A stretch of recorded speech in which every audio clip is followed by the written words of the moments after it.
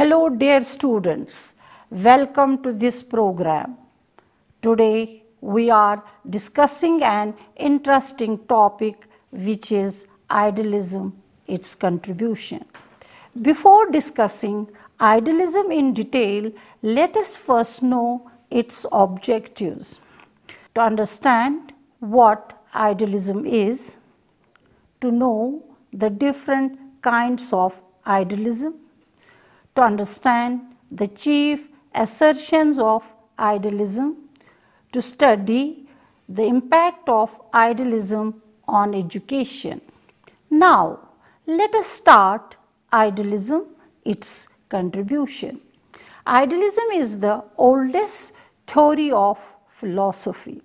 It is an oldest system of Western culture. It has been attracting the attention of great philosophers from time to time.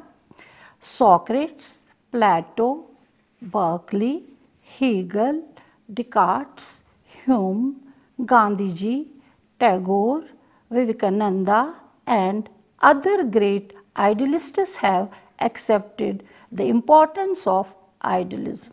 A thinker who idolizes mind and self is an idealist. Idealism is a philosophical position which adheres to the view that nothing exists except an idea in the minds of man. Idealism's ultimate aim is ideas. The idealists have defined their fundamental postulates on reality or truth, man or human nature, mind, knowledge and values. The spiritual world is more important than the material world. The material world is a myth and untrue. According to idealism, the essential nature of man is spiritual, which is revealed in mental, religious and aesthetic areas. Idealism is commonly known as spiritualism and seeks to give explanation of the man and the universe in terms of spirit or mind. Ross describes that idealism is the essence of mind and spirit, that the true reality is a mental character. For the idealist, true knowledge is always the knowledge of ideals. Reality is found in the mind of man and not in the physical, material and external world. Therefore, they believe in spiritual reality. The essence of idealism is the realization of higher values of life or ideals of life. Idealists believe that ideas are not man-made. They already exist in the world. Chief of them are truth, beauty and goodness. Man only discovers them if he makes efforts. To idealists, knowledge is not fragmented but unified and coherent. A particular item of knowledge becomes significant only when it is seen in the total context. Knowledge acquired through the activity, creativity and exercise of mind is more important than the knowledge acquired through senses. According to Plato, the knowledge acquired through senses is always uncertain and incomplete. Knowledge is perceived and crystallized in mind. Let us now try to understand different kinds of idealism one by one in detail. Subjective idealism.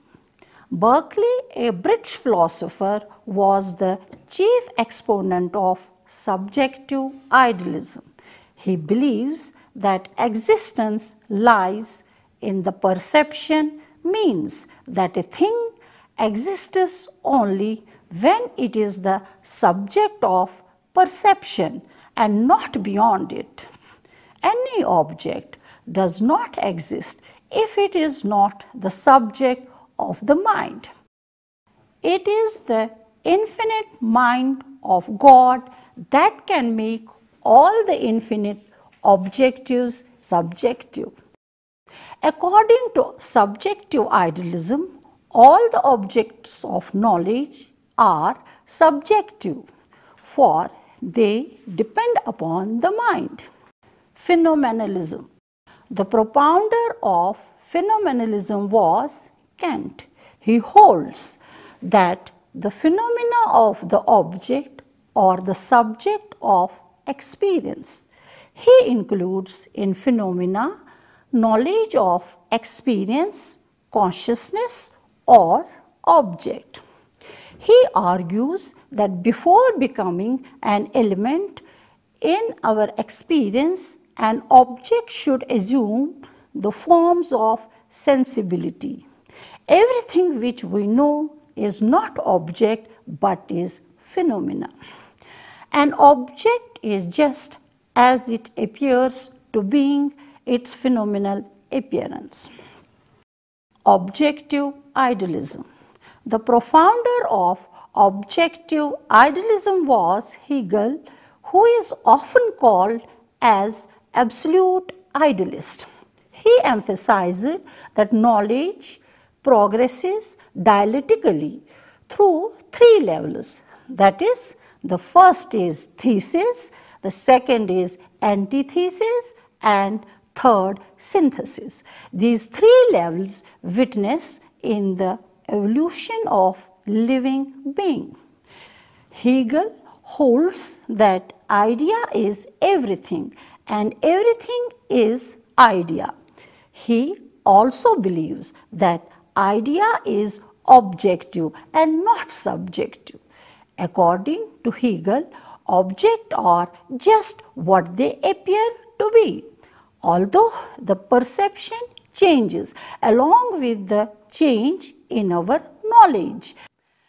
The important and chief assertion of the school of philosophy or idealism is a philosophy of ideas and ideals. Shifts natural or scientific facts of life to spiritual aspect of human experience. Idealists believe true reality consists in mind. Real knowledge is perceived in mind. God is the source of all knowledge. Reality is spiritual, not material. Values are absolute and unchangeable. Universal values are truth, beauty, and goodness. Mind and soul is more important than body and matter. Mind is beyond anything. Idealism emphasizes priority of the mind and the self. Freedom of human mind is the highest virtue. Lays greater emphasis upon normative and social sciences than upon the natural and physical. The impact of idealism on education can be understood under the following heads. Aims of education. Most important contribution of idealism to the field of education is that it has provided human life with higher aims. The supreme aim of idealism is exaltation of human personality and self-realization. Stress is on development of integrated and ideal personality. They prefer spiritual value to material attainment. The proximate aim should be the development of intelligence, skill, art, social justice and character. And ultimate aim should be the development of humanity in the image of divinity. The aim of education is transmission and promotion of cultural heritage. The objective of living and learning is to develop the natural man into an ideal man having physical, intellectual, emotional, moral and spiritual perfection. Curriculum. While framing curriculum, idealists gave more importance to thought, feeling, ideals, values and wisdom. Idealism stresses three values: truth, beauty and goodness. These three values determine three types of human activities, that is intellectual, moral and aesthetic. Curriculum should include art, history, philosophy, religion, science, social studies and mathematics. Idealism does not ignore physical education because without physical fitness, spirituality is hampered. The idealists attach greatest importance to the education of mind, which they say is possible through the study of humanities. The humanities, they believe, satisfy man's intellectual, moral and aesthetic needs because they are the results of human experiences. Idealists have stated that curriculum should cater to the enrichment of three capacities of mind: knowing, feeling and willing. Methods of teaching. Idealism does not talk of any special methods of education. However, some of the methods used were Plato's conversational method, Aristotle's inductive deductive method, Froebel's playway method, learning through reading and writing, learning through lecturing, learning through discussion, learning through meditation. Stress is on practice and repetition. The classroom is a place where the mature mind of the teacher and immature minds of pupil meet. There is a bond of common purpose between the two. The idealist emphasizes on the development of interest, willpower as condition for learning. Idealism on discipline. Whole theory is based on concept of discipline. Stress is on self-discipline, inner discipline, self-insight, self-analysis and harmonious freedom of will. Discipline can be created among the educand by developing qualities such as renunciation, obedience, humanity and politeness. According to idealists, a disciplined mind can tend towards the highest good, that is God. There should not be any external pressure for enforcing discipline. Idealism is against discipline created by suppression, threat and punishment. Idealism and teacher. Idealistic personality is exclusively the product of teacher's effort. The place of teacher is very high. He carries child from darkness to light. School is a garden, educand a tender plant, and educator a careful gardener. He is a co-worker with God in perfecting man. Teacher is a guide, a helper, a philosopher, and a friend. He is remover of ignorance and eye-opener. The pupil's behavior is modified by the teacher's lovable and amicable behavior. Teacher should be brilliant, bright, and stainless. Teacher should be the person who awakens in the pupil the desire to learn.